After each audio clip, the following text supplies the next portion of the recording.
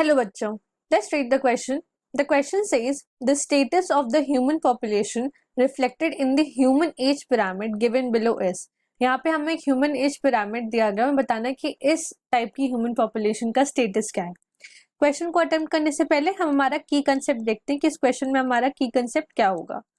इस क्वेश्चन में जो हमारा की कंसेप्ट है वो है human age pyramid. Human age pyramid. Human age pyramid क्या होता है ये जानते हैं। ह्यूमन एज पिरामिड होता है एक ग्राफिक रिप्रेजेंटेशन। क्या होता है? एक ग्राफिक रिप्रेजेंटेशन। रिप्रेजेंटेशन किसका? रिप्रेजेंटेशन वेरियस एज ग्रुप्स का। वेरियस एज ग्रुप्स का। कैसे? इसको समझते हैं कि वेरियस एज ग्रुप्स का रिप्रेजेंटेशन है तो कैसे है।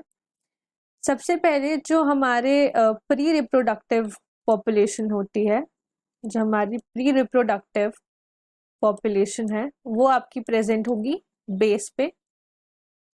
जो रिप्रोडक्टिव पॉपुलेशन है, जो रिप्रोडक्टिव एज ग्रुप है वो आपकी प्रेजेंट होंगी मिडिल में। और जो आपकी पोस्ट रिप्रोडक्टिव पॉपुलेशन होती है, पोस्ट रिप्रोडक्टिव पॉपुलेशन होती है वो आपकी प्रेजेंट होती है टॉप पे। अब इस ह्यूमन एज पिरामिड में 3 टाइप के पिरामिड्स हमें देखने को मिलते हैं। एक एक करके सारे समझते हैं।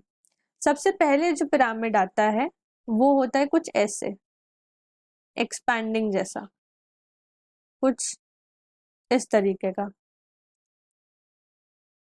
ये जो येलो से बनाया है ये है आपका प्री रिप्रोडक्टिव।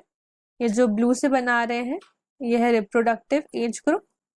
और ये जो पिंक से बनाएंगे अभी ये है आपका post reproductive. Post reproductive.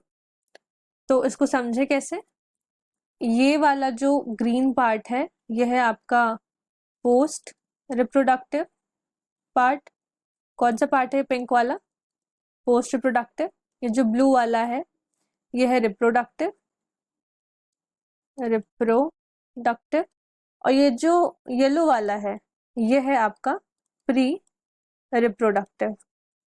Pre reproductive. और इस टाइप के एज पिरामिड को हम कहते हैं expanding age pyramid. Expanding age pyramid. अब दूसरे टाइप का एज पिरामिड देखते हैं। दूसरा एज पिरामिड होता है आपका कुछ ऐसे। सबसे पहले नीचे हमारी होंगी प्री रिप्रोडक्टिव एज ग्रुप्स। ये जो येलो से शो कर रही है ये हमारी प्री रिप्रोडक्टिव एज ग्रुप है। उसके बाद ये हैं आपके रिप्रोडक्टिव एज ग्रुप जो प्रेजेंट होती है। ये जो ब्लू से शो कर रहे हैं ये रिप्रोडक्टिव एज ग्रुप है।